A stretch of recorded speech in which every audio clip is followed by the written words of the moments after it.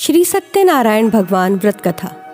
सामग्री: केले के खंबे, पंचपल्लव, कलश, पंचरत्न, चावल, कपूर, धूप, पुष्पों की माला, श्रीफल, ऋतुफल, अंगवस्त्र, नैवेद्य, कलावा, आम के पत्ते, यज्ञोपवीत, वस्त्र, गुलाब के फूल, दीप, तुलसी दल, पान, पंचामृत, दूध, दही, घृत, शहद, शक्कर, केसर, बंधनवार, चौकी। पूजा विधि: व्रत करने वाला पूर्णिमा व संक्रांति के दिन सायंकाल को स्नान आदि से निवृत्त हो पूजा स्थान पर आसन पर बैठकर श्रद्धा पूर्वक श्री गणेश, गौरी, वरुण, विष्णु आदि सभी देवताओं का ध्यान करके पूजन करे। संकल्प करे कि मैं सत्यनारायण स्वामी का पूजन तथा कथा श्रवण सदैव करूँगा। पुष्प हाथ में लेकर नारायण का ध्यान करें। यज्ञोपवीत पुष्प, नैवेद्य आदि से युक्त होकर स्तुति करें। हे भगवान, मैंने श्रद्धा पूर्वक फल, जल आदि सब सामग्री आपके अर्पण की है, इसे स्वीकार कीजिए। मेरा आपको बारंबार नमस्कार है। इसके बाद सत्यनारायण जी की कथा पढ़ें अथवा श्रवण करें। श्री सत्यनारायण व्रत कथा, प्रथम अध्याय। एक समय नैमिषारण्य तीर्थ में शौनकादि 88,000 ऋषियों ने श्री सूत जी से पूछा, हे प्रभु, इस कलयुग में वेद विद्या रहित मनुष्यों को प्रभु भक्ति किस प्रकार मिलेगी तथा उनका उद्धार कैसे होगा? इसलिए हे मुनिश्रेष्ठ, कोई ऐसा तप कहिए जिससे थोड़े समय में पुण्य प्राप्त होवे तथा मनवांछित फल मिले। वह कथा सुनने की हमारी इच्छा है। सर्वशास्त्र ज्ञाता श्री सूत जी बोले, हे वैष्णवों में पूज्य, आप सब ने प्राणियों के हित की बात पूछी है, अतः अब मैं उस श्रेष्ठ व्रत को आप लोगों से कहूँगा जिस व्रत को नारद जी ने लक्ष्मी नारायण जी से पूछा था तथा लक्ष्मीपति ने मुनिश्रेष्ठ नारद से कहा था। सो ध्यान से सुनो। एक समय योगीराज नारद जी दूसरों के हित की इच्छा से अनेक लोकों में घूमते हुए मृत्युलोक में आ पहुँचे। यहाँ अनेक योनियों में जन्मे हुए प्राय सभी मनुष्य को अपने कर्मों के अनुसार अनेकों दुखों से पीड़ित देखकर सोचा, किस यत्न के करने से निश्चय ही प्राणियों के दुखों का नाश हो सकेगा। ऐसा सोचकर विष्णु लोक को गए, जहाँ श्वेत वर्ण और 4 भुजाओं वाले देवों ईश नारायण को देखकर, जिनके हाथों में शंख, चक्र, गदा, पद्म थे तथा वरमाला पहने हुए थे, स्तुति करने लगे। हे भगवान, आप अत्यंत शक्ति से संपन्न हैं। मन तथा वाणी भी आपको पा नहीं सकती। आपका आदि मध्य अंत नहीं है। निर्गुण स्वरूप षष्टि के आदि भूत व भक्तों के दुखों को नष्ट करने वाले हो। आपको मेरा नमस्कार है। नारद जी से इस प्रकार की स्तुति सुनकर विष्णु भगवान बोले, हे मुनिश्रेष्ठ, आपके मन में क्या है? आपका किस काम के लिए आगमन हुआ है? निसंकोच कहो। तब नारद मुनि बोले, मृत्युलोक में सब मनुष्य अनेक योनियों में पैदा हुए हैं। अपने अपने कर्मों के द्वारा अनेक प्रकार के दुखों से दुखी हो रहे हैं। हे नाथ, मुझ पर दया रखते हो तो बतलाइए कि उन मनुष्यों के सब दुख थोड़े से ही प्रयत्न से कैसे दूर हो सकते हैं। हे नारद, मनुष्यों की भलाई के लिए तुमने बहुत अच्छी बात पूछी है। जिस काम को करने से मनुष्य मोह से छूट जाता है वह मैं कहता हूँ। सुनो, बहुत पुण्य देने वाला स्वर्ग तथा मृत्युलोक दोनों में दुर्लभ एक उत्तम व्रत है। आज मैं प्रेमवश होकर तुमसे कहता हूँ, सत्यनारायण भगवान का यह व्रत अच्छी तरह से विधि पूर्वक करके मनुष्य आयु पर्यंत यहाँ सुख भोग कर मरने पर मोक्ष को प्राप्त होता है। श्री भगवान के वचन सुनकर नारद मुनि बोले कि उस व्रत का फल क्या है, क्या विधान है, किसने यह व्रत किया है और किस दिन यह व्रत करना चाहिए, विस्तार से कहिए। भगवान बोले, दुख, शोक आदि को दूर करने वाला, धन धान्य को बढ़ाने वाला, सौभाग्य तथा संतान को देने वाला यह व्रत सब स्थानों पर विजयी करने वाला है। भक्ति और श्रद्धा के साथ किसी भी दिन मनुष्य श्री सत्यनारायण की शाम के समय ब्राह्मणों बंधुओं के साथ धर्मपरायण होकर पूजा करे। भक्ति भाव से नैवेद्य, केले के फल, घी, दूध, गेहूं का चूर्ण सवाया लेवे। गेहूं के अभाव में साठी का चूर्ण, शक्कर तथा गुड़ ले और सब भक्षण योग्य पदार्थ जमा करा के भगवान के अर्पण कर देवे तथा बंधुओं सहित ब्राह्मणों को भोजन करावे। पश्चात स्वयं भोजन करे। नृत्य गीत आदि का आचरण कर सत्यनारायण भगवान का स्मरण करते हुए समय व्यतीत करे। इस तरह व्रत करने पर मनुष्यों की इच्छा निश्चय ही पूरी होती है। विशेषकर कलिकाल में भूमि पर यही मोक्ष का सरल उपाय है। द्वितीय अध्याय।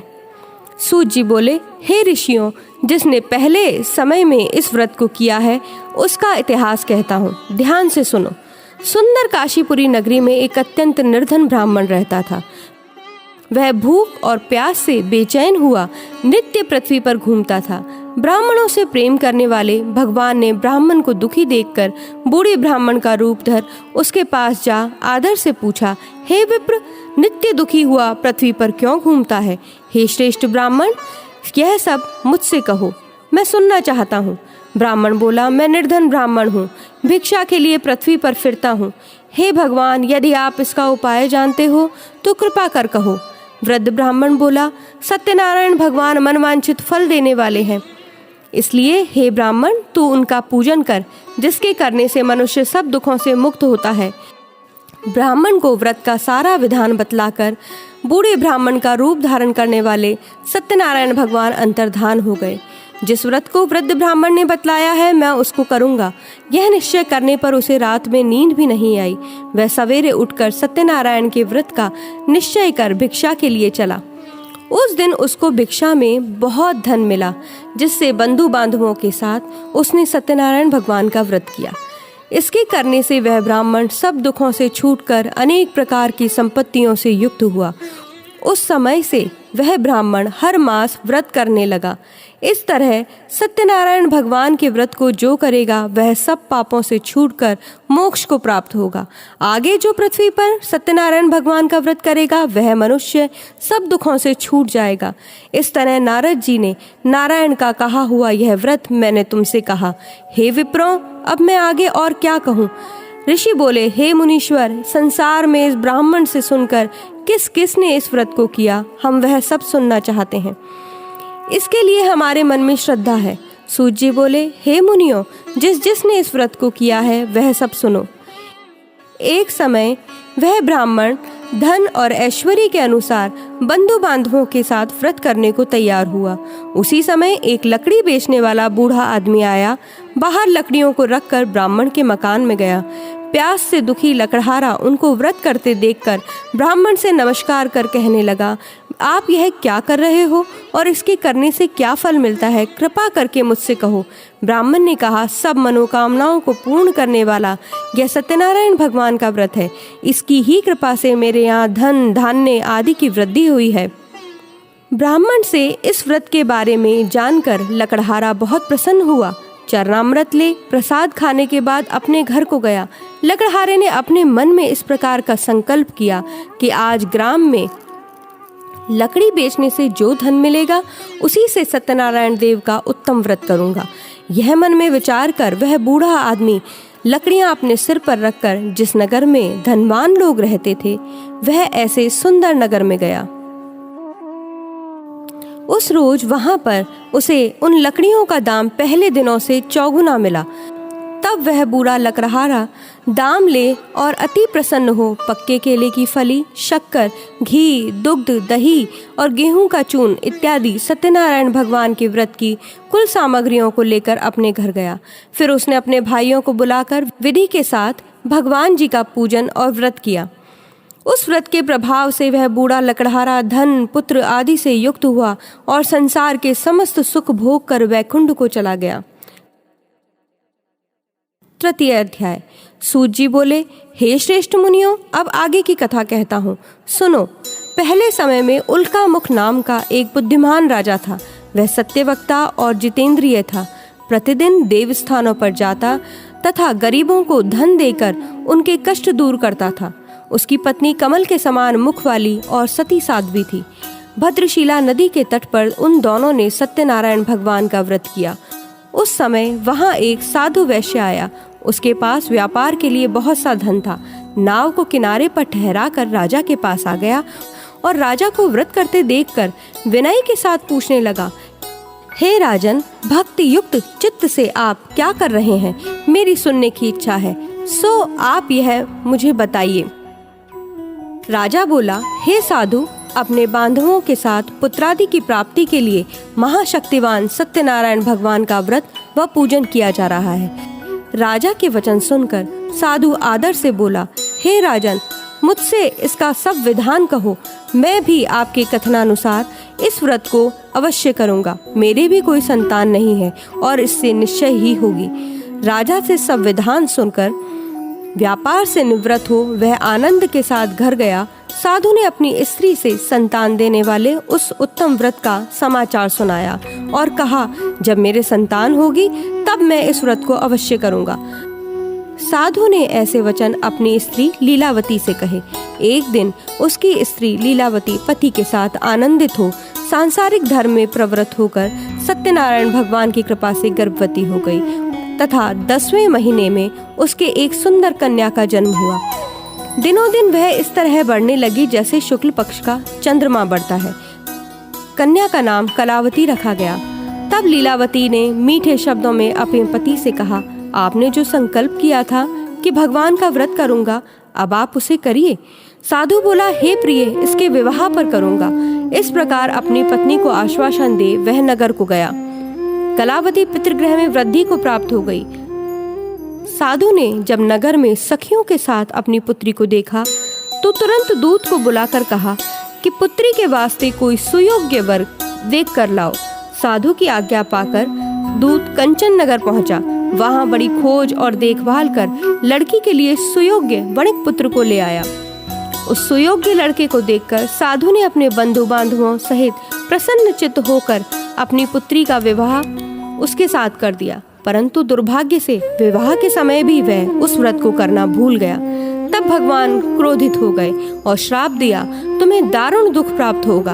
अपने कार्य में कुशल साधु बनिया जामाता सहित समुद्र स्थित रत्नपुर नगर में गया। वहां दोनों ससुर जमाई चंद्रकेतु राजा के उस नगर में व्यापार करने लगे। एक रोज भगवान सत्यनारायण की माया से प्रेरित कोई चोर राजा का धन चुरा कर भागा जा रहा था, किंतु राजा के दूतों को आकर देखकर चोर ने घबराकर भागते हुए राजा के धन को वहीं चुपचाप रख दिया जहां वो ससुर जमाई ठहरे हुए थे।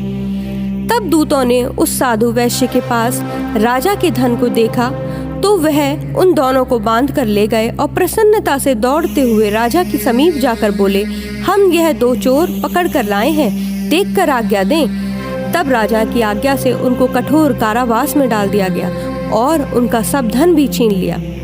सत्यनारायण भगवान के श्राप के द्वारा उनकी पत्नी भी घर पर बहुत दुखी हुई। घर पर जो धन रखा था चोर चुरा कर ले गए। शारीरिक व मानसिक पीड़ा तथा भूख प्यास से अति दुखित हो अन्न की चिंता में कलावती एक ब्राह्मण के घर गई। वहां उसने सत्यनारायण भगवान का व्रत होते देखा। फिर कथा सुनी। प्रसाद ग्रहण कर वह रात को घर आई। माता ने कलावती से कहा, हे पुत्री, अब तक कहाँ रही व तेरे मन में क्या है? कलावती बोली, हे माता, मैंने एक ब्राह्मण के घर श्री सत्यनारायण भगवान का व्रत देखा है। कलावती के वचन सुनकर लीलावती भगवान के पूजन की तैयारी करने लगी। लीलावती ने परिवार और बंधुओं सहित श्री सत्यनारायण भगवान का पूजन किया और वर मांगा कि मेरे पति और दामाद शीघ्र आ जावें। साथ ही प्रार्थना की कि हम सबका अपराध क्षमा करो। सत्यनारायण भगवान इस व्रत से संतुष्ट हो गए और राजा चंद्रकेतु को स्वप्न में दर्शन देकर कहा, हे राजन, दोनों वैश्यों को प्रातः ही छोड़ दो और सब धन जो तुमने ग्रहण किया है दे दो, नहीं तो मैं तेरा धन, राज्य, पुत्रादि सब नष्ट कर दूंगा। राजा से ऐसे वचन कहकर भगवान अंतर्ध्यान हो गए। प्रातः काल राजा चंद्रकेतु ने सभा में अपना स्वप्न सुनाया। फिर दोनों वणिक पुत्रों को कैद से मुक्त कर सभा में बुलाया। दोनों ने आते ही राजा को नमस्कार किया।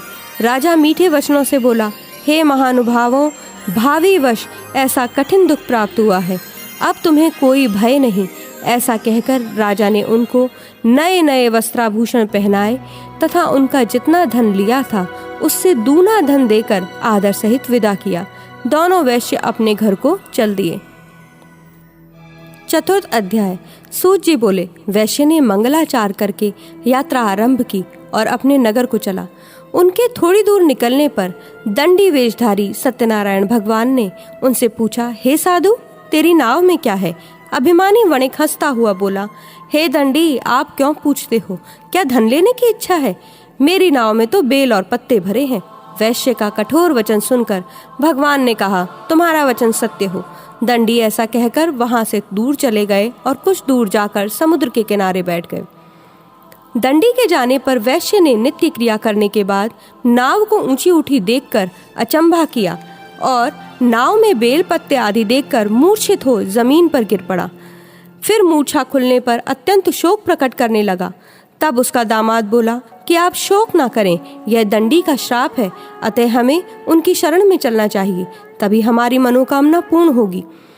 दामाद के वचन सुनकर वह दंडी के पास पहुंचा और अत्यंत भक्ति भाव से नमस्कार करके बोला, मैंने जो आपसे असत्य वचन कहे थे उनको क्षमा करो। ऐसा कहकर महान शोकातुर होकर रोने लगा। तब दंडी भगवान बोले, हे वणिक पुत्र, मेरी आज्ञा से बार बार तुम्हें दुख प्राप्त हुआ है और तू मेरी पूजा से विमुख हुआ। साधु बोला, हे भगवान, आपकी माया से मोहित ब्रह्मा आदि भी आपके रूप को नहीं जानते, तब मैं अज्ञानी कैसे जान सकता हूँ? आप प्रसन्न होइए, मैं अपनी सामर्थ्य के अनुसार आपकी पूजा करूँगा। मेरी रक्षा करो और पहले के समान नौका में धन भर दो। उसके भक्ति युक्त वचन सुनकर भगवान प्रसन्न हो उसकी इच्छा अनुसार वर दे अंतर्ध्यान हो गए। तब उन्होंने नाव पर आकर देखा, नाव धन से परिपूर्ण है। फिर वह भगवान सत्यनारायण का पूजन करके साथियों सहित अपने नगर को चला। अपने नगर के निकट पहुंचा, तब दूत को घर भेजा। दूत ने साधु के घर जाकर उसकी स्त्री को नमस्कार कर कहा कि साधु अपने दामाद सहित इस नगर के समीप आ गए हैं। ऐसा वचन सुन साधु की स्त्री ने बड़े हर्ष के साथ सत्यदेव का पूजन कर पुत्री से कहा, मैं अपने पति के दर्शन को जाती हूँ, तू कार्य पूर्ण कर शीघ्र आ।